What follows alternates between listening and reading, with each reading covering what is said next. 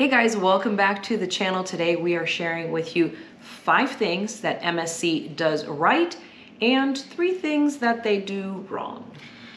Yeah, so let's jump right in here with what they do right, because they do a lot of things right and they do them better than some other cruise lines. The first one is that their private island in the Caribbean is amazing. Yes. They've done that right, and it's a stunning place to visit.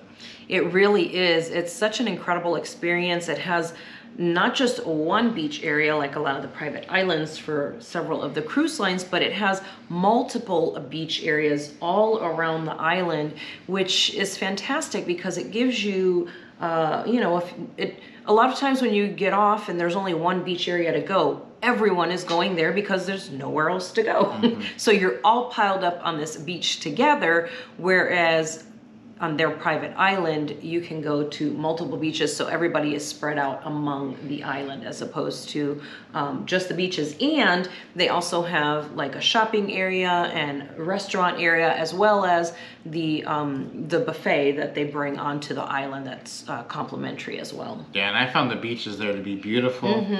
They do have a wonderful lighthouse you can walk to and go up and look around. But another feature I love about going to the private island for MSC is that on a lot of cruises, they will stay overnight at the island. And no other cruise line really does that well.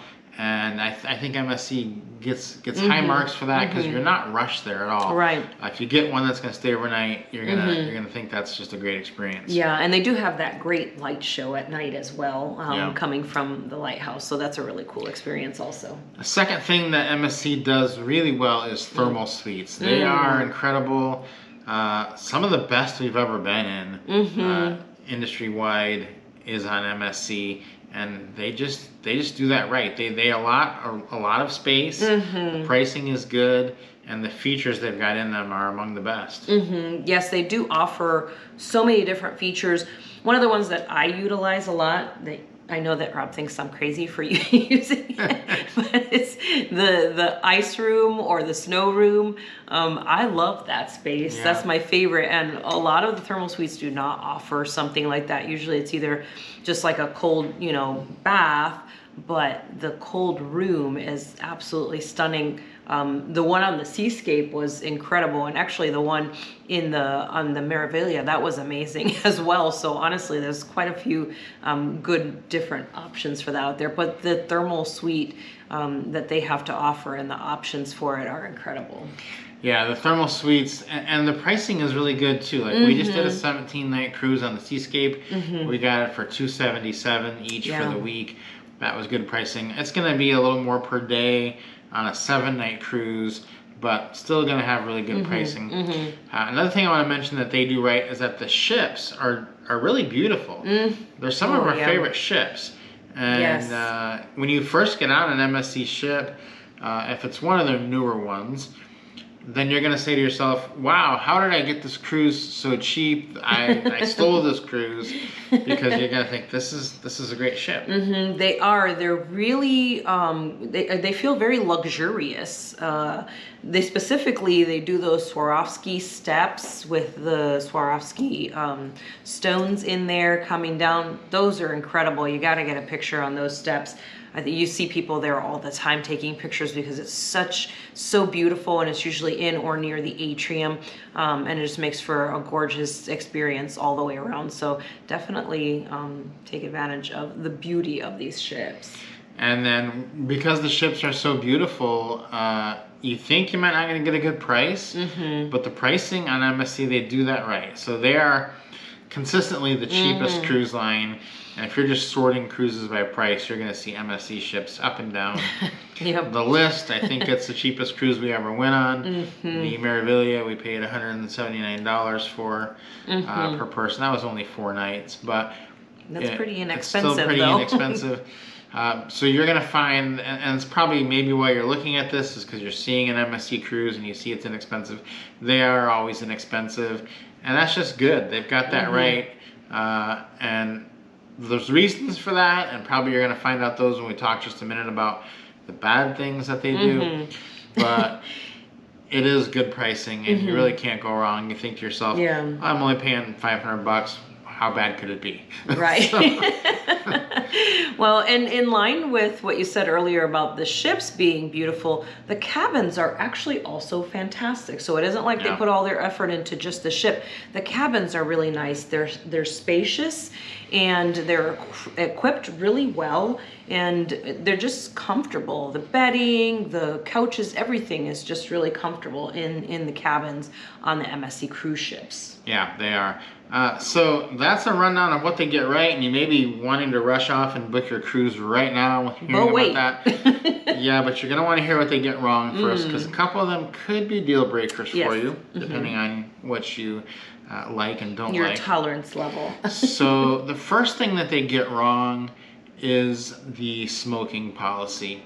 So if you are a smoker, you're not going to have really any trouble with this. If you're not a smoker, you may want to consider the ship, because they, of all the cruise lines, they have the least strict smoking policy, and you will smell smoke pretty much all over the ship, all over basically. the place. Not just in the smoking areas, where usually on a ship they have smoking areas, and that's where you're going to generally smell it. If you're walking near or in those spaces, you're going to smell it in that area.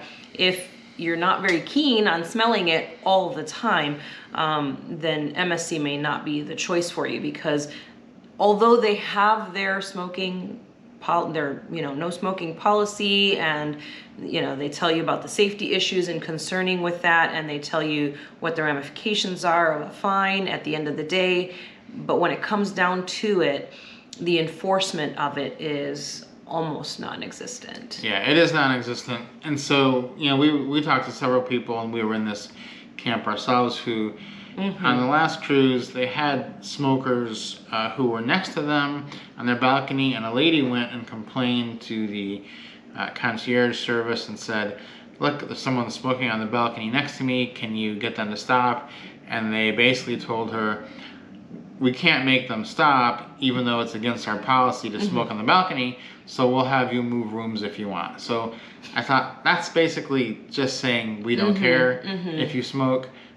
So whether you smoke or not, you may see that as good or bad, but there's almost no enforcement, and you're going to smell it. And so in our hallway, there were definitely some smokers who were smoking in their rooms even, and you could smell it in the hallway on certain days, like not in our room at all, but like when you would walk up to a room to get your key out, you could smell that people around you were smoking in their room and on their balcony. It was it was kind of seeping into the hallway. Yeah, on the balcony you could smell it a lot of times, because it's people all around you and you can't see who they are because they're in line with you or above you or below you.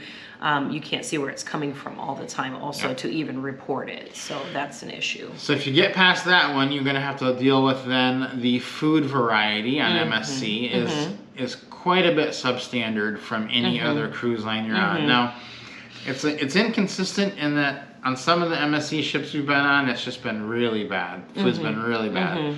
On this last MSC Seascape cruise we were on, which is a new ship, the food was much better. But there's still a lack of variety. They really only have the buffet and the main dining room and specialty restaurants. There's no other kind of free restaurants where you can go eat and get something different. Right. There's nowhere else to eat. No other complimentary options to eat other than the dining room and the buffet. So that makes it a little bit challenging, and also makes for crowded spaces because people have nowhere else to eat. So everyone is eating in the buffet or everyone is eating in the dining room, and so it's full all the time. I mean, yes, you have your own table and everything, but like every night as we were leaving the dining room, once it was filled up, it was filled up like people to the gills in there. Whereas sometimes there's just like maybe half full or 3/4 of the way full. It was full like every single night, because where else would they eat? The buffet. Well, the problem is, in the evening then in the buffet, they are encouraging you to go to the dining room. So the options aren't as good available for you to eat for dinner in the buffet. So you're kind of pushed or forced in the direction of eating in the main dining room. Yeah.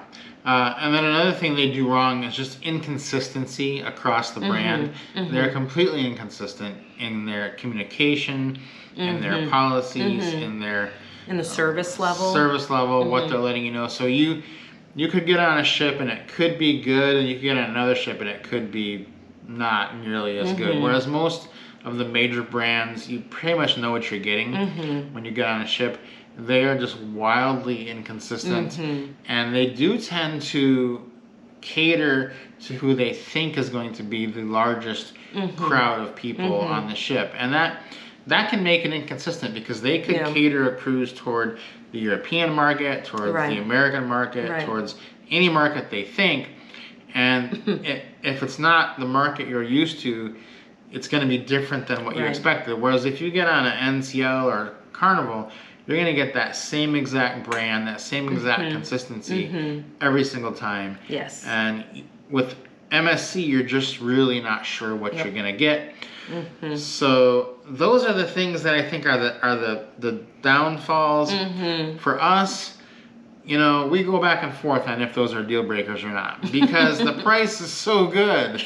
The price is so good. It's hard to give up that price. It feels like it's almost free sometimes. So if those are not deal breakers for you, you're going to love MSC. But I think someone on our last cruise said it well, which was that if you're only taking one vacation in a year and you only have 7 days and your time is more valuable than your money, you may want to spend a little bit more money and get something a little more consistent.